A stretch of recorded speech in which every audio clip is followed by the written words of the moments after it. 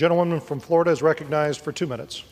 Thank you, Mr. Speaker. I rise in opposition to this rule. As many of you might know, for over 2 years now, I've been championing the cause to allow new female members of Congress the right to vote.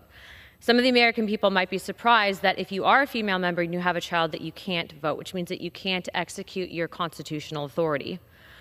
For almost 2 years now in this cause, I've met with leadership and I've exhausted all tools in my legislative toolkit to be able to bring this to the floor.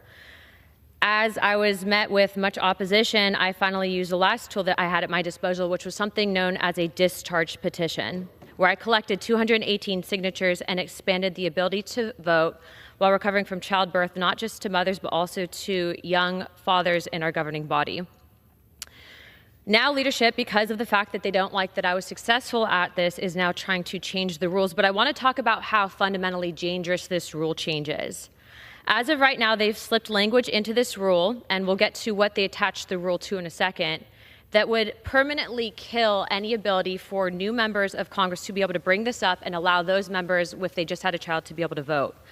That's dangerous because of the fact that, A, not only, if I'm arguing this from a Republican standpoint, that we have a very slim majority, but also to think about the message that that sends allowing female members to be able to vote.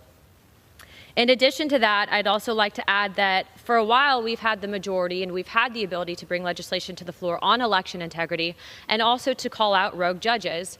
And yet they chose at this point in time to tie this discharge petition killer to this rule that would also permanently paint me and the members supporting it. And I would like to also share that I'm one of the most conservative members of this body. I'd like to hold up my voting record to anyone else as not just being anti-election integrity, but also enabling a position that I don't typically agree with. That in itself, I would say in this entire process has been the most disappointing, especially from among my party. But I would also ask my colleagues to remember up until 1916, female representation was not a common thing in Washington, D.C. I will use the gentlelady an additional 30 seconds. I urge all of my colleagues to give this a fair shot, vote no against the rule, allow this to come to the floor so that we can address it for the first time, I'd say, in congressional history, and do the right thing. If we don't do the right thing now, it'll never be done. Thank you. I yield my time. Gentleman yields back. I reserve. The gentleman from Virginia reserves. Gentleman from Massachusetts is recognized. Mr. Speaker, let me just say that I respect the gentlelady from Florida for her courage and for standing up on behalf of doing the right thing. I wish more people in this chamber would do that.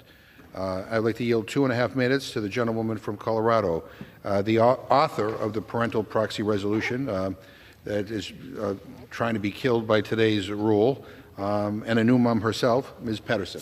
Gentlewoman from Colorado is recognized for 2.5 minutes. Thank you to my friend for yielding. And Mr. Speaker, I rise today in strong opposition to this rule, which restricts moms and dads from doing their jobs after welcoming a new child. Like so many of our colleagues, it's one of my greatest honors to be a mom. I have 2 little boys, a son named Davis, who's 5, and my little guy here, Sam, who's now 9 weeks old. It's also one of my greatest honors to have been elected by my constituents to represent them in Congress. And I can tell you, after being a mom here and being only the 13th member to have ever given birth while serving in Congress, voting member, I can tell you we have a long ways to go to make this place accessible for young families like mine. When I was pregnant, I couldn't fly towards the end of my due date because it was unsafe for Sam and you're unable to board a plane. And I was unable to actually have my vote represented here and my constituents represented. After giving birth, I was faced with an impossible decision. Sam was 4 weeks old, and for all of the parents here, we know that when we have newborns, it's when they're the most vulnerable in their life. It's when they need 24/7 care, when taking them even to a grocery store is scary because you're worried about exposure to germs and them getting sick, let alone taking them to an airport, on a plane, and coming across the country to make sure that you're able to vote and represent your constituents. I was terrified that no matter what choice I made, that I would have deep regrets for the consequences.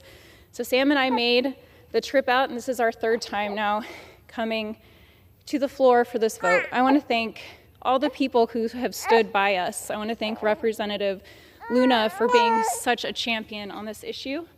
And while Sam is the best baby, I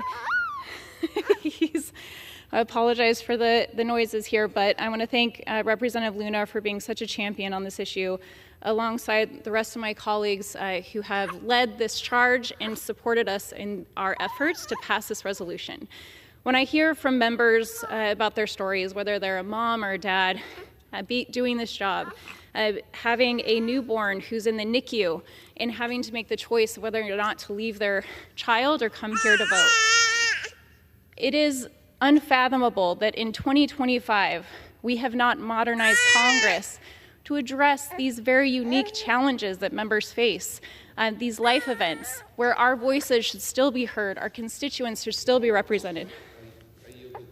1 minute. 1 minute, the gentlewoman from Colorado. Gentlewoman is recognized.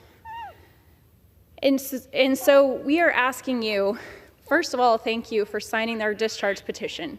But we're asking you to continue to stand with us, because no mom or dad should be in the position that I was in and so many parents have found themselves in.